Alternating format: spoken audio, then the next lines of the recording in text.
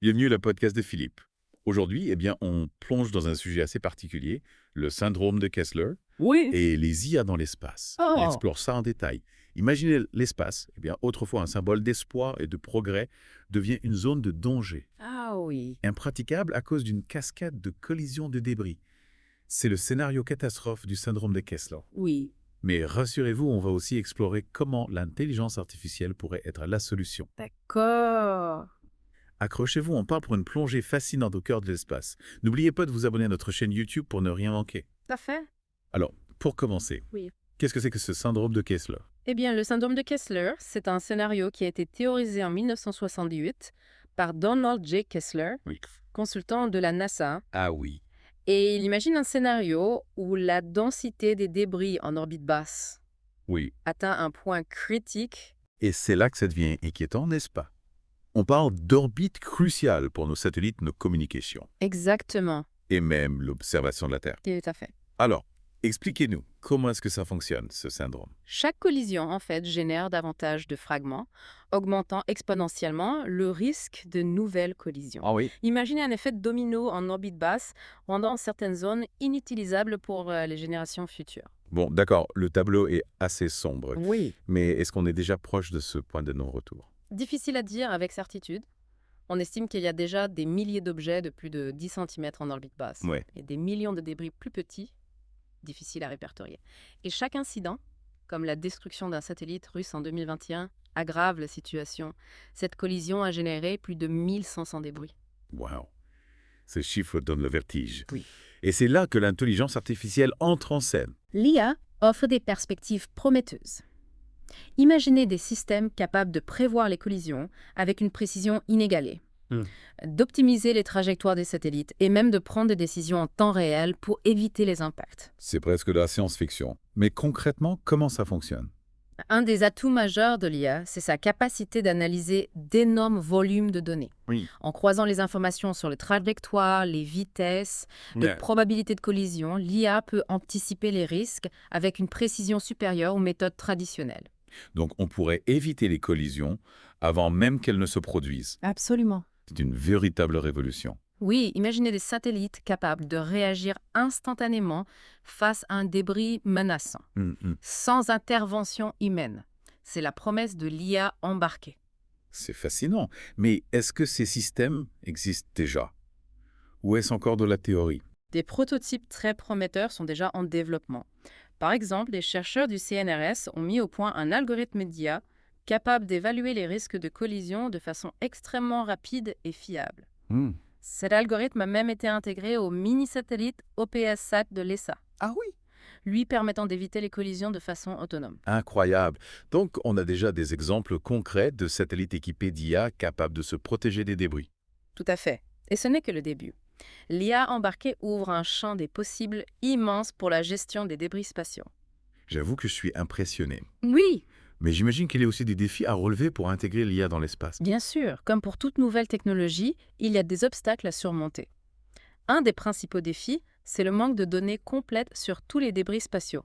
D'accord. Pour que les algorithmes d'IA soient vraiment efficaces, ils doivent être entraînés sur des ensembles de données exhaustifs, Oui. ce qui n'est pas encore le cas. Donc on a besoin d'un inventaire précis de tous les débris qui se baladent là-haut pour que l'IA puisse faire son travail correctement. Exactement. Mais malgré ces défis, les avancées en matière d'IA sont très encourageantes et offrent un réel espoir pour lutter contre le syndrome de Kessler. C'est rassurant. Mais en plus de la prédiction des collisions, est-ce que l'IA peut aussi jouer un rôle dans la gestion globale du trafic spatial? Absolument. Imaginez un véritable contrôle aérien pour l'espace, Ah oui. capable de coordonner les mouvements des satellites en temps réel pour éviter les zones à risque. C'est l'une des promesses de l'IA pour un espace plus sûr et plus durable. Génial. Donc l'IA pourrait jouer le rôle de chef d'orchestre pour éviter que les satellites ne se rentrent dedans. Exactement. C'est une image assez juste. L'IA pourrait vraiment révolutionner la façon dont on gère le trafic spatial et rendre l'espace plus sûr pour tout le monde. C'est fascinant. On voit vraiment le potentiel de l'IA dans ce domaine. Oui. Mais parlons un peu plus en détail de l'IA embarquée dans les satellites. Quels sont les avantages de cette approche? L'IA embarquée offre de nombreux avantages. Tout d'abord, elle permet de réduire la consommation de bandes passantes. Oui. L'IA peut filtrer les données inutiles avant de les envoyer sur Terre, ce qui est crucial étant donné les limitations de communication avec l'espace. Donc l'IA permet aux satellites d'être plus autonomes et de ne pas dépendre en permanence des communications avec la Terre. Exactement. D'accord. Et cette autonomie permet également une prise de décision beaucoup plus rapide. Oui, Les satellites peuvent réagir instantanément aux événements sans attendre les instructions du sol. c'est un avantage majeur, surtout dans des situations critiques comme une collision imminente. Oui. Y a-t-il d'autres avantages à l'IA embarquée? Oui, l'IA embarquée permet aussi d'optimiser le stockage des données. Ah. En ne conservant que les informations pertinentes, on économise de l'espace mémoire précieux à bord des satellites. C'est logique, chaque octet compte dans l'espace. Mais j'imagine que l'IA embarquée a aussi un impact sur la maintenance des satellites. Absolument. L'IA peut analyser en temps réel des milliers de données de télémétrie, ce qui permet de détecter plus tôt les anomalies et les pannes potentielles. Donc on peut anticiper les problèmes techniques et potentiellement prolonger la durée de vie des satellites. C'est bien ça. L'IA embarquée ouvre la voie à une maintenance prédictive beaucoup plus efficace. C'est vraiment impressionnant. Et pour finir, est-ce que l'IA embarquée permet aux satellites d'être plus polyvalents? Oui, absolument. Un même satellite équipé d'IA peut réaliser plusieurs tâches en changeant simplement d'algorithme. Hmm. Cela offre une flexibilité incroyable pour les missions spatiales. C'est comme avoir un couteau suisse spatial. On peut adapter les fonctionnalités du satellite en fonction des besoins de la mission. Exactement. L'IA embarquée révolutionne la conception et l'utilisation des satellites. Je suis bluffé par toutes ces possibilités. Oui, Mais avant de conclure cette première partie, j'aimerais revenir sur l'exemple de FISA. Ce satellite de l'ESA qui utilise l'IA, pouvez-vous nous en dire un peu plus? avec plaisir. FISA est un excellent exemple de l'intégration réussie de l'IA dans l'espace. Hmm. Il s'agit d'un satellite d'observation de la Terre qui utilise l'IA pour analyser les images directement à bord. Ah oui, j'ai lu que l'IA de FISA était capable de détecter les nuages et d'éliminer les images inutiles. C'est bien ça. Tout à fait. Grâce à l'IA, FISA ne transmet que les images exploitables, ce qui réduit considérablement la quantité de données à envoyer sur Terre. C'est un gain de temps et d'efficacité énorme. Et est-ce que FISA est le seul exemple de satellite utilisant l'IA de cette manière? Non, pas du tout. L'ESA travaille déjà sur FISA 2, une version encore plus avancée, qui embarquera de nouvelles applications d'IA, Ah oui? et de plus en plus d'agences spatiales et d'entreprises privées s'intéressent à l'intégration de l'IA dans leurs satellites. C'est une véritable révolution technologique en marche. L'IA est en train de transformer l'exploration spatiale et la gestion des débris. Oui, tout à fait. Alors, on a beaucoup parlé de l'IA embarquée et de ses avantages. Oui. Mais il ne faut pas oublier un autre aspect crucial de l'IA dans l'espace. C'est son rôle dans la gestion du trafic spatial. Oh oui, on en a parlé un petit peu tout à l'heure. Exactement. Souvenez-vous de l'algorithme du CNRS dont on a parlé? Oui. Celui qui est intégré au mini-satellite OPS-SAT. Oui, absolument. Celui qui permet aux satellites d'éviter les collisions de manière autonome. Exactement. Cet algorithme, c'est une révolution. Il analyse les données de position des débris spatiaux et calcule les risques de collision avec une rapidité et une précision inégalées. C'est grâce à ce genre d'innovation qu'on peut espérer gérer le trafic spatial de manière plus efficace. C'est vraiment impressionnant. Mais est-ce que cette technologie est fiable à 100%? Y a-t-il des risques de dysfonctionnement? Bien sûr, comme toute technologie, il y a toujours un risque. Mais les algorithmes d'IA sont soumis à des tests rigoureux avant d'être déployés dans l'espace. On les met à l'épreuve dans des simulations qui reproduisent les conditions les plus extrêmes. D'accord. On essaie de prévoir tous les scénarios possibles pour s'assurer que l'IA réagit correctement. C'est rassurant.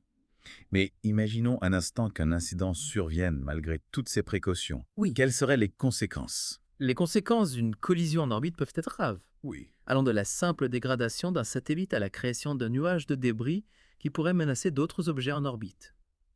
C'est pour cela qu'on met autant d'efforts dans le développement de systèmes de prévention et de gestion des débris spatiaux. C'est clair.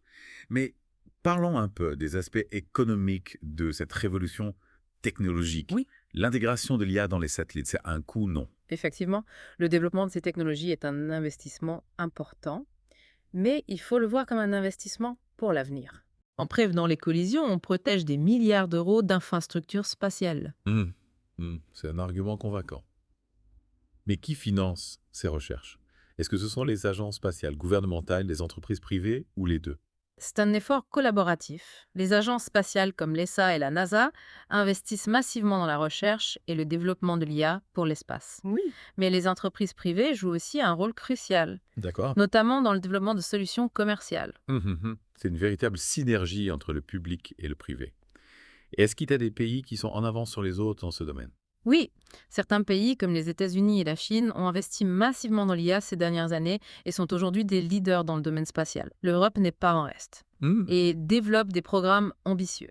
Oui, on imagine que la compétition est rude.